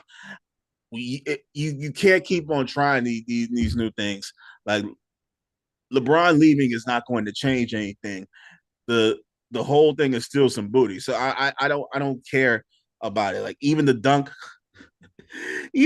contest. Who do you know that's a good dunker from the lineup that they have there? No. Exactly. I'm on. As far as I'm concerned, as far as the dunk contest is concerned, I'm like Mike earlier on in this episode, where he was just like, I'm cutting everybody. I'm cutting all of them. I don't trust not a single one of them. I don't. I honestly don't. Like, you had the third 3 year in a row, Mac McClung say he opted out. He opted out because he knew he was going to win again, because the contestants were going to be some cut, and they were. Like, this article says here that this dunk contest field needs an introduction. No, they don't. They don't need an introduction, because they're that trash.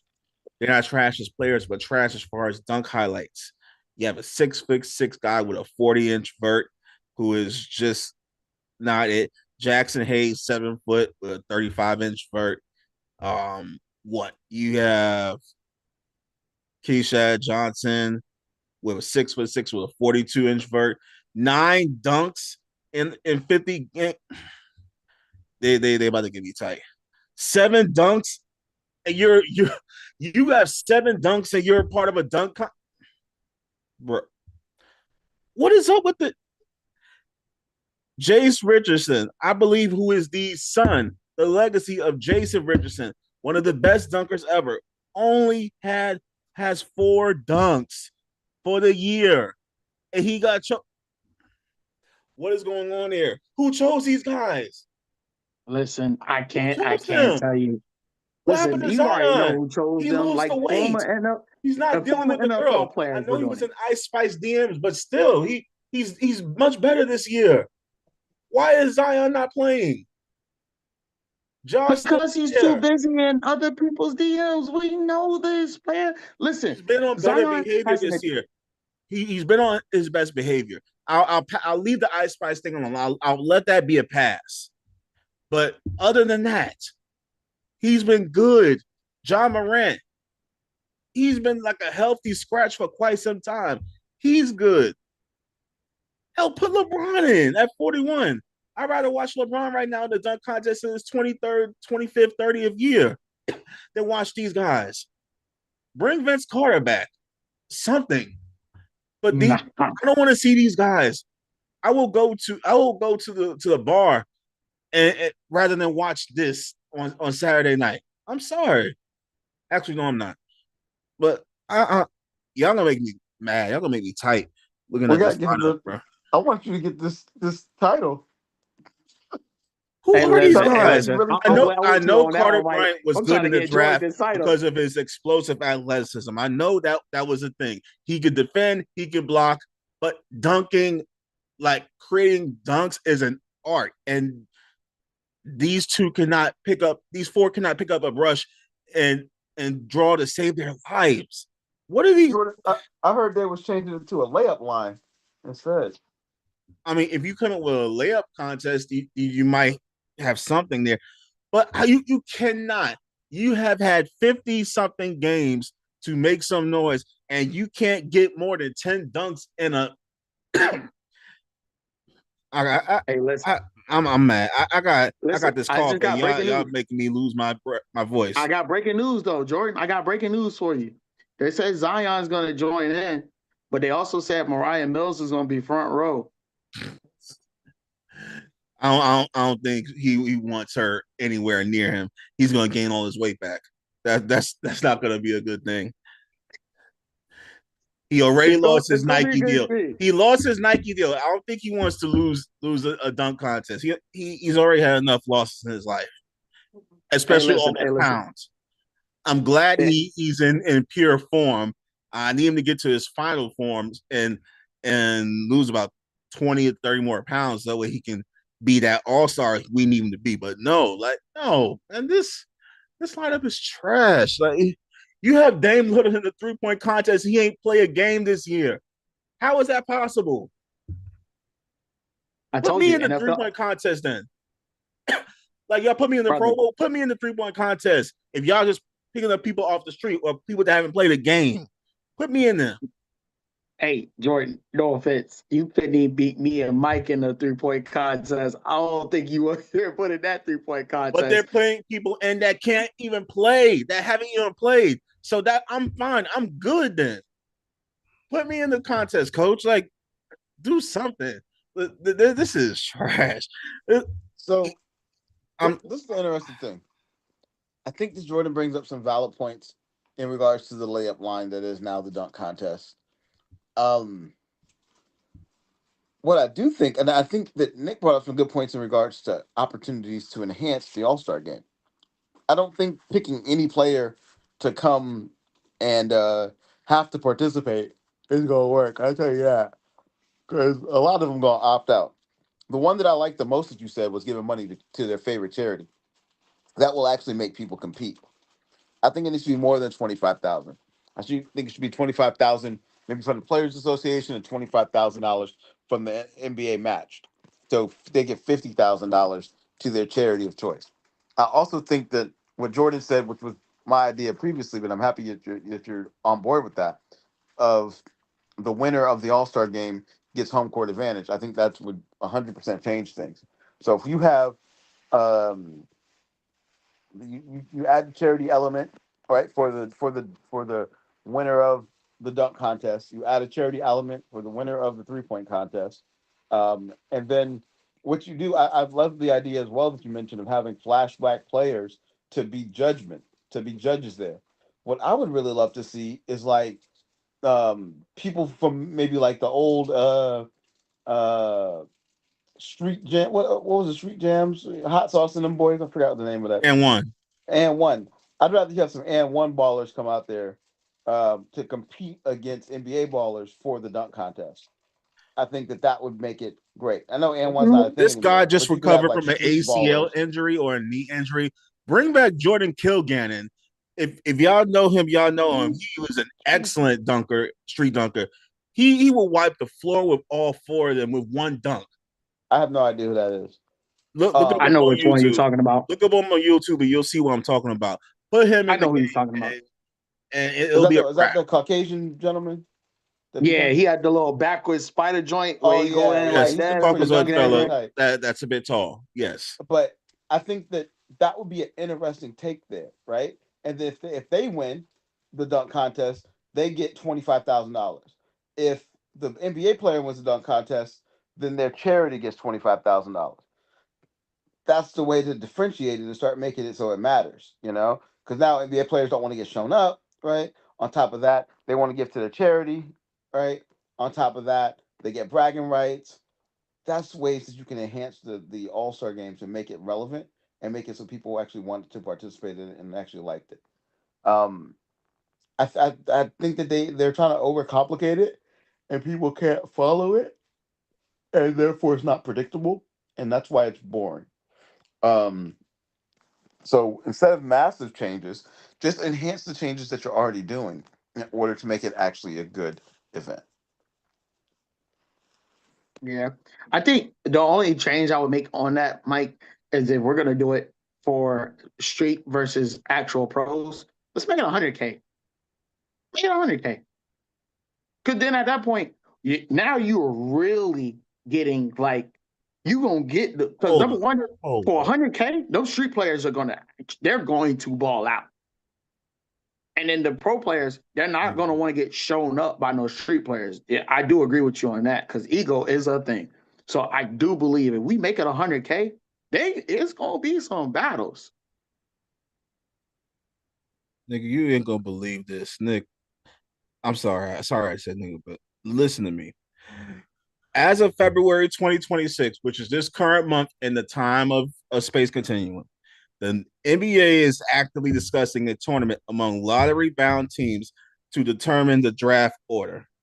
To eliminate the incentivization of tanking. This is how bad the league has gotten. You're now actually putting up a tournament to pretty much prevent teams from tanking. Like the draft, the teams are that ass that you got to have a tournament to prevent them from not being ass. Like that. That's what we're having now. I mean, you know what? I actually think it's a good idea though.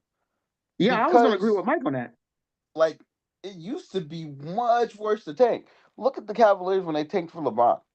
Look back when the Bulls were tanking. But they sucked Michael before Jordan. then anyway. So they were ass before that. They didn't tank. They were garbage. They did tank. What do you mean? They were garbage before then. Remember, who's going to Cleveland? Cleveland, for the record, Cleveland had Mark Price at one point, who was fantastic. They had a couple. Again, who's going to Cleveland? Right. The price ain't right there. I don't care. Mark Price. Who's going to Cleveland? No.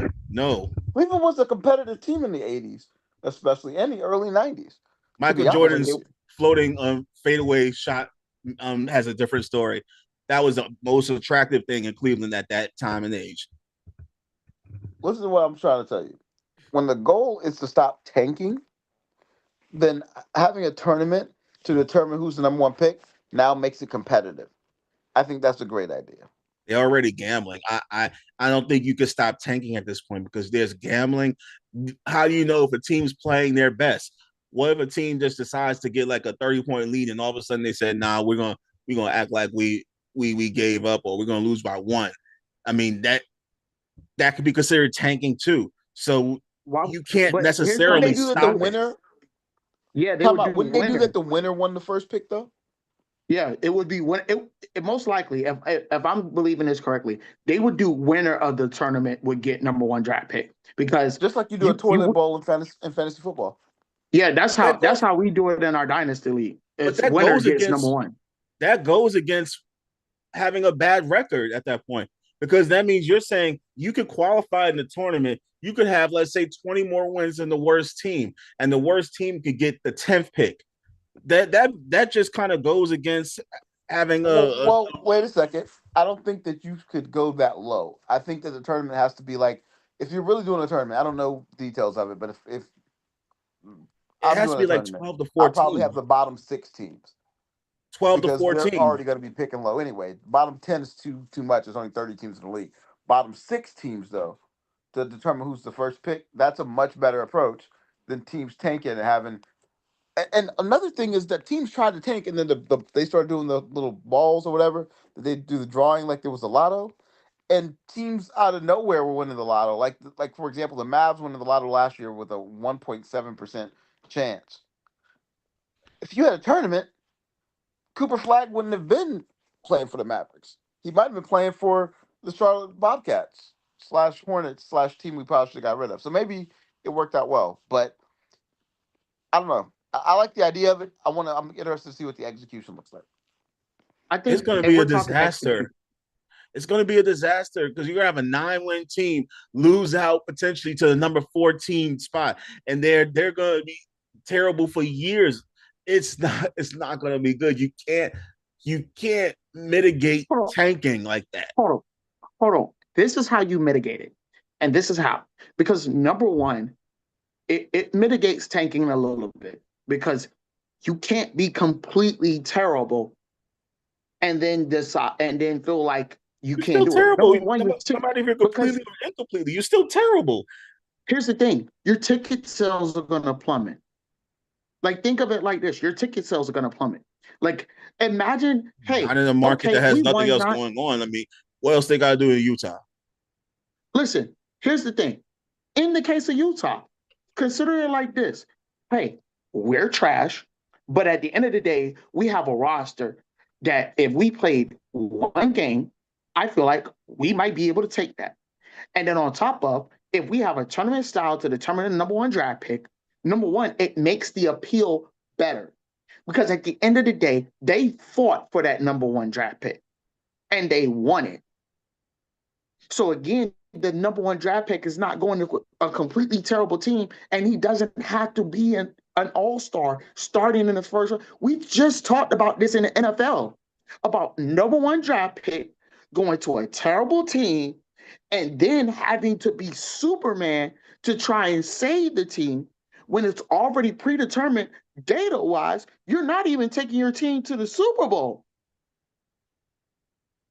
I just Like, think you're it's a not even taking terrible. them to the Super Bowl in the I first. just think it's a Like, terrible idea. you're not taking them to the Super Bowl. So again, at the end of the day, what you need to do, again, having a team like Utah, no team wouldn't say, like, if Utah went into this tournament and they won it and they won the number one draft pick, as a prospective NBA draft pick, number one draft pick, I would prefer going to a team that at least fought for me and won versus a team that tanked from me and was They like, didn't hey, fight. forget it, we're just gonna They figure it didn't out. fight for you. They won in the toilet bowl. You're gonna have a Dante Moore situation all over again, where he's gonna go back to college just to avoid being picked by you. Like No, Dante Moore because was. I That's the think it it's thing. the He's wouldn't from make opposite. Oregon. sense though. He I think it's the decided opposite. he decided to go back to college because the first team I think was the Jets. The Jets sucked that bad that he decided to go back to college. He said, "Bump, y'all." The funny part is he's still gonna get picked first overall by the Jets next year, so it doesn't matter. It was a dumb decision, but but for the sake of this tournament, though, I think it's the opposite of what you're saying. When you really analyze what you're saying, right? People are gonna go back to college because they're going to a terrible team. If your team just fought to win to get you on their team and won this tournament, and then they have some pride from winning a tournament, and they have like they can call it the toilet cup. I don't care what they call it, but they now have pride behind them on having won this, and they now get a number one overall pick. Teams that had no chance of getting a number one overall pick now would have a chance. Teams like uh, I don't know, the Sacramento Kings, they could win a tournament and now be able to get the number one pick. And people aren't going to turn down millions of dollars and going back to college, especially for the NBA. The NBA is a different setup. The NBA has a development league. It doesn't make sense to not go to get developed and make millions versus in the NFL, which doesn't have a development league. So I can respect your point, but I do disagree with it, and I think that the tournament's a fantastic idea. I agree with Mike on that one. I believe it's a fantastic idea. With that being said, we're gonna end this on a keep three, cut five. I have arguably the greatest dunks in NBA dunk contest history. As always, it's up to the fellas to see if they can figure out the best three to keep, and we just gonna figure it out from there. Number one on this list, Michael Jordan, 1988 free throw, two-hand dunk. Cut. Cut 88. Didn't he win in that year? He He did win did it. when he. I think he went against old buddy Highlight. from the Rockets. No, he was highlight, right? Dominique Wilkins. Dominique Wilkins. He But I think that it was iconic. Do I think it was one of the best dunks ever? No. yeah, Jordan? I'm keeping. I need y'all to agree on it. Cut. How many of these are we? Is 5, 3? Keep 3. Keep 3, cut 5. Like, for example, I would keep the dunk contest we talked about with Blake Griffin. I would have kept Blake Griffin's dunk over it. I would have kept Vince Carter's dunks over it. I would have kept Dwight Howard's dunks over it. I would have kept Nate Robinson's dunk over it. You're stopping I would at have kept Blake Matt Griffin. McClung's dunk over it. I would have kept I'm not keeping Matt dunk over that. I'm sorry. Jason Richardson's dunk over it. I can keep going. His dunk was iconic and memorable because it was one of the first times there. But was it actually a good dunk? It was pretty lame. And people are doing that all the time now, dunking from the free throw line. But Impressed me, dunk from the 3-point line. For its time, it was great. It was great.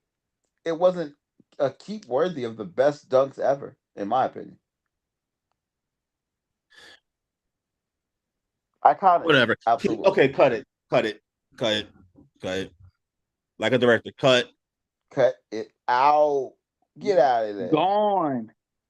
Next on the list, Spud Webb, 1986 free throw line dunk at 5'7". Keep. He's 5'7". I'm 5'7". I would cut that too.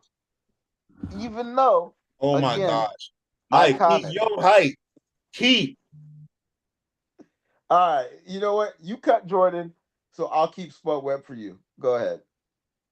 He's 5'7", bro. Next on the list, Nate Robinson was 5'9" and was doing some way more impressive dunks. You know what? He's absolutely right on that. But still, Spud Webb, it was a straight up dunk too. It Which wasn't. Is why it's so boring. Do you know what it's like for a person under 5'8" to dunk at that time in age? Yes. Like I'm 5'7". I understand the life. It was unheard of. I also know that it was the most boring dunk I've ever seen in a dunk contest. It was just impressive because this man wasn't tall. Had he been 5'8", you'd have been like, "Oh, this was crap." But because he's 5'7", you like, "Oh, I don't know. This is an amazing dunk." Don't get me wrong. Again, iconic, yes, memorable, absolutely. One of the best dunks ever. No, when the guy did that blindfolded dunk, that was a better dunk. This Spud Webb D Brown. D Brown, a much better dunk. The guy that went through the legs twice in the air, much better dunk. The guy that did a 720, much better dunk. The guy that who else? Sean Kemp's dunks, way more impressive. I don't know. I think for the time it was impressive. Crowd chat, y'all impressive overall. Yeah, y'all killing me. Y'all name Smalls, y'all killing me right now. Now, if Nate Robinson is not on this list, I'm gonna be mad that I kept Spud Webb. I'm just saying. That you kept Spud Webb or cut Spud Webb? Because I'm cutting them. I'll keep them if you say we have to. But if you ask me, I cut him. This is he's the second one you said? This is the second one you said. It's the second one. Now I have to cut him because he's the second one. If it was the sixth, I would be like, nah, we keeping. Now I gotta cut him. Unfortunately. Cut. All right. Here we go. He's out of here. With respect. No respect. Get out of here. Yes, respect. Disrespect is crazy work. Next, except basketball players of all heights, by the way. So midgets, we love y'all too. Next on the list, Dwight Howard, 2008. With the Superman cape? Yes. For me, I cut for you, but yet you won't keep for me. Listen, I'll cut whatever you want to do, brother. I'm down. If you don't like it, let's cut it Clearly, out. you're leading this, Jordan. So you Because got the lead. Dwight Howard at 6'20". I mean, yeah, with the 6'20". Superman, Negro. with the Superman, yeah, Negro. he's jumping up high in the air. Yeah, 6'20". yeah. I mean, no, it was great. It was a sight. But It I was don't know. memorable, iconic, and talent. But listen, if you don't like it, I'm going with you. I'm down to cut it. Superman was in the building, but I just think that his athleticism made it good, but with the dunk overall, I'm not sure if it was something worth being a keep and then cut. Okay, cut I'm it out. going I'm cut. with you. Guess Cut. what? I'm taking your back. Cut it out. Take it out of there. Hey, you leading, you leading, Jordan. You might be cooking, Jordan. You might be Dwight cooking. We 08. about to find out in just a second. Because next on the list is the GOAT himself, arguably, the GOAT of dunks, Vince Carter, Oh, 2000. keep. Easy keep. Yeah, we've been Easiest waiting keep. for that. Easiest keep of all keeps. Hey, easiest keep. I had to put him in there. I just had to let it be known. Easiest Next keep. on the list. Moving on. Blake Griffin, 2011. Keep. Easy keep for me too. Shout out to the key of the car company. Keep. That's when he jumped over the Back car, to right? back Yes. keeps. Keep. Yes, it was. To be very Keep. fair, yes, it was. Keep. Yep. Back to back keeps is crazy. Had Y'all that. have one left. Had the whole gospel choir out there too and everything. I think. Yeah, we're keeping that. Y'all went back to back. Why you gonna say All right. Kobe and then Jordan's gonna be biased just because he loves Kobe? Next on the list, Jason Richardson, 2003. Was this the double Uh, through the legs? uh, I believe so. Or was this a 360 double? I mean 360 through the legs. Yep, that's the one. Cut. Bold. he said Jason Richardson. Yep, 2003. He said it was I'm a a cut. 360 dunk. A 360 through the legs. I'm gonna cut it. This was a 2004 slam dunk contest or 2003. I believe it was 2003 year. I have 2003 up here, so I'm thinking 2003. Was it awesome at the time? I was alive then. I remember that. Absolutely. Was it iconic? All of Absolutely. those was. Was it one of the best dunks ever? Nope, sure wasn't. Just because I've seen better, a lot better. I'm trying to think. I like, to be honest, I like Jason Richardson's in-game dunks more than I like this dunk contest dunks.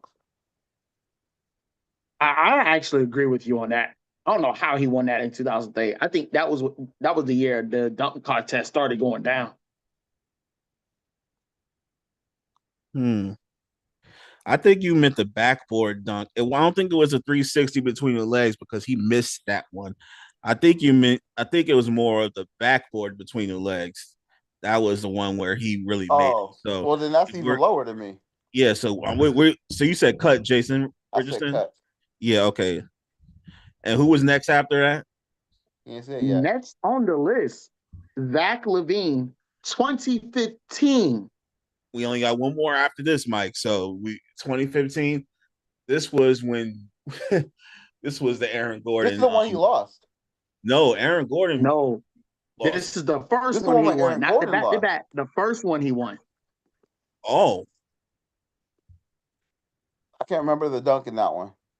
you said Zach LaVine won that one? Yeah, this is the first one he won in 2015. It says between the legs off the bounce. Yeah, it did between the legs off the bounce from the baseline. Cut. Just because I'm cutting it, just because I don't remember it. And if you ain't in my annals of time in regards to like, man, that dunk was amazing, then I don't think you're on my list.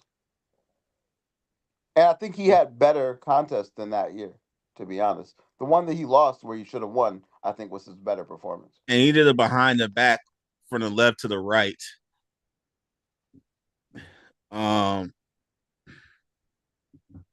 Yeah, behind the back, um, baseline dunk, 2015. Cut. Yeah, cut. Get out of there. Cut Well, it out. Watch me get cook. it out of there. I'm Keep sorry putting I had to Marvell cut wait cook this long, Jordan five. chat. the I'm best. sorry, but yeah, cut. NBA dunk contest history.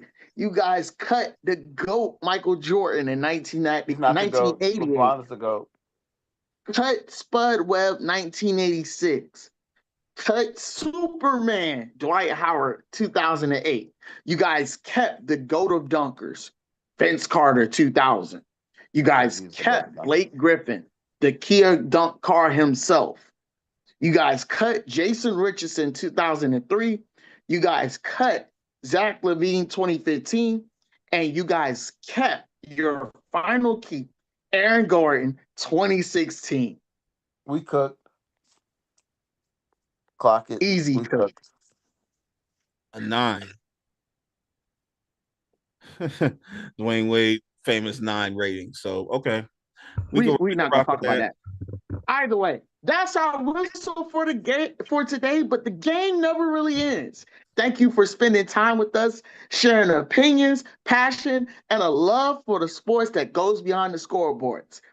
If you like what you've heard, subscribe, like, share, follow, and join that conversation. Make sure you're voting for the Crash King for this episode.